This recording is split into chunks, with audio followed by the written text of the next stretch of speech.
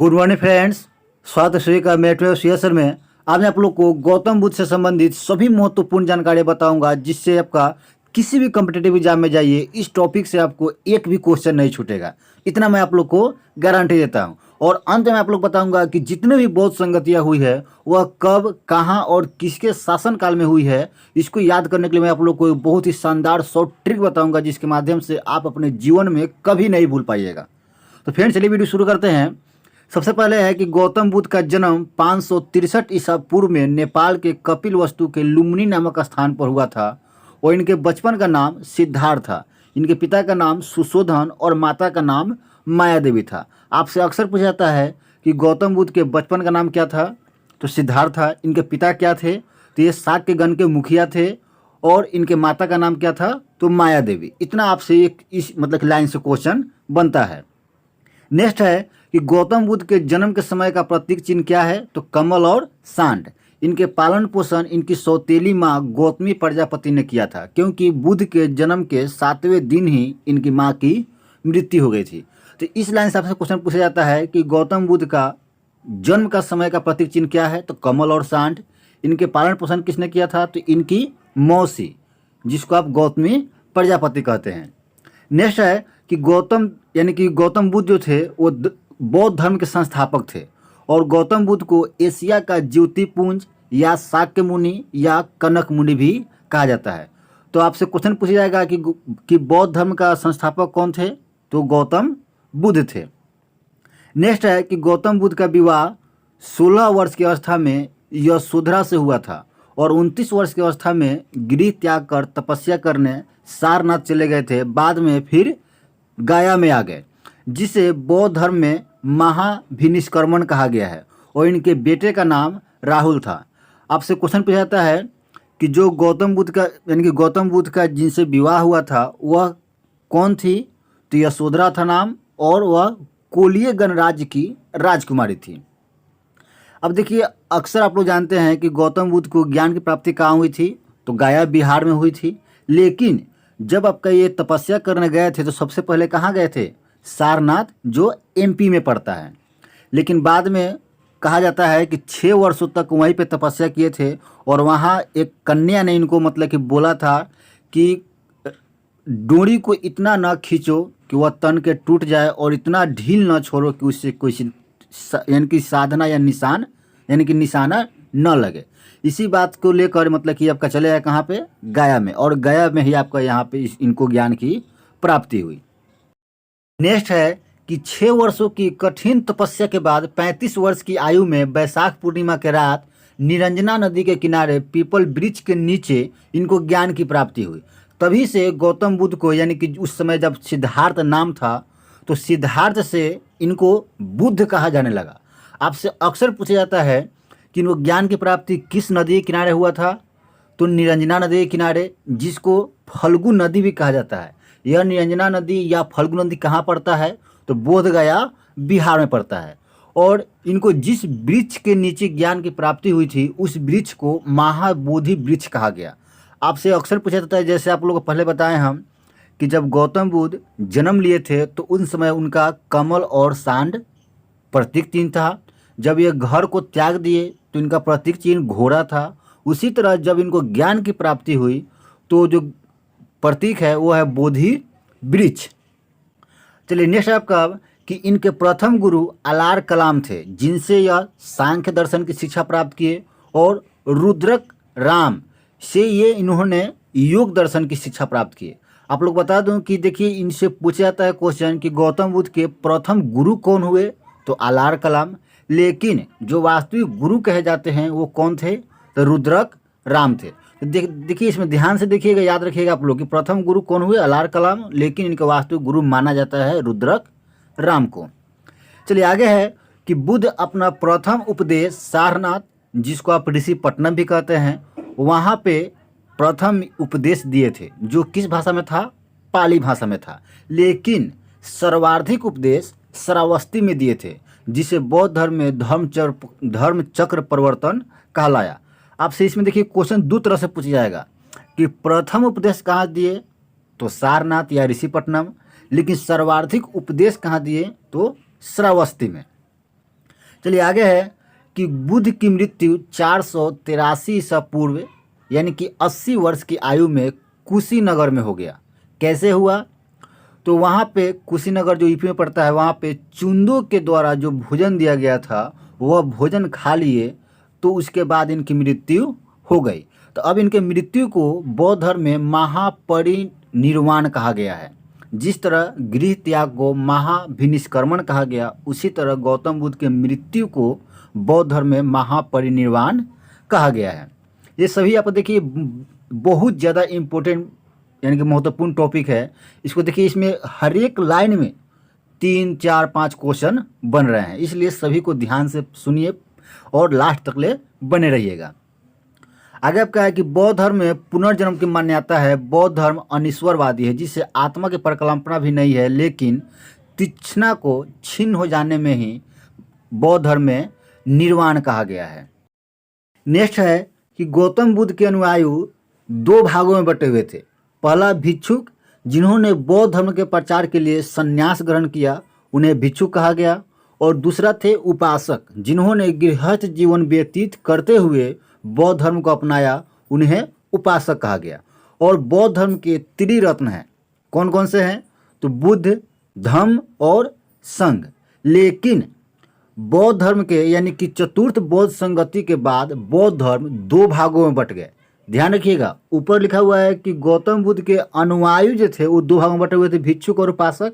लेकिन चतुर्थ बौद्ध संगति हुआ, उसके बाद बौद्ध धर्म ही 2 भागों में बट गया। कौन कौन से भाग थे? तो पहला है महायान संप्रदाय, जो दूसरों के कल्याण को प्राथमिकता देते हुए अपनी निर्वाण में विलंब करता है, उसे महायान संप्रदाय कहा गया, जिसका आदर्श वाक्य था बोधि सत्व यानी कि बोधि सत्व कहलाया।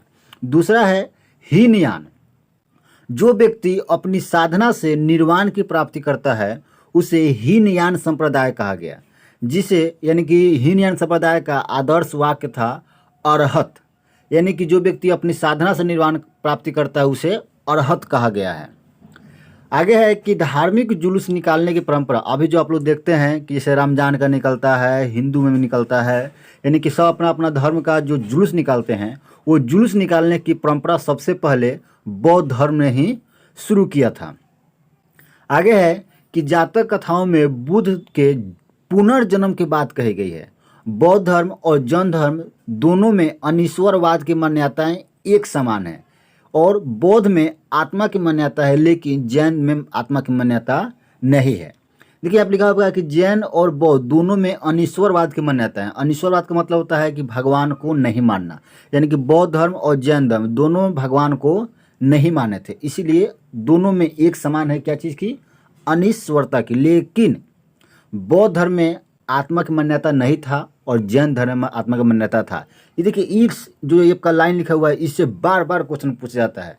जैसे अब पूछा जाता है कि किस धर्म में आत्मा की मान्यता थी, तो इसमें आपका जैन धर्म में। किस में आत्मा मान्यता नहीं थी, तो बौद्ध धर्म में आत्मा की मान्यता नहीं थी। आगे है कि बुद्ध के गृह त्याग का प्रतीक घोड़ा, निर्वाण का पद चिन्ह और मृत्यु का स्तूप प्रतीक चिन्ह है। पहले बता चुके हैं हम कि गृह त्याग का क्या था, तो घोड़ा था। जन्म का क्या था? कमल और सांड था। आपका ज्ञान की प्राप्ति जो हुआ था उसको कहा गया बोधि वृक्ष। और यहाँ पर आपका निर्वाण का है पद चिन्ह, और जहाँ मृत्यु हुआ था उसका है स्तूप। तो फ्रेंड्स देखिए, आपका इसमें जितना भी इनसे संबंधित महत्वपूर्ण टॉपिक था, यानी कि जो आपका महत्वपूर्ण बात था, वो सभी मैं आप लोग को इसमें बता दिया हूँ। चलिए अब आगे आपका जानते हैं कि बौद्ध संगति जो 4 गो हुआ है, वह कब, कहाँ और किसके शासनकाल में हुआ है, उसको याद करने के लिए मैं आप लोग को इसमें ट्रिक भी बताऊंगा। नेक्स्ट है बौद्ध संगतियाँ। प्रथम बौद्ध संगति 483 ईसा पूर्व में राजगीर बिहार में हुआ था। उस समय बिहार में अजात शत्रु का शासनकाल चल रहा था।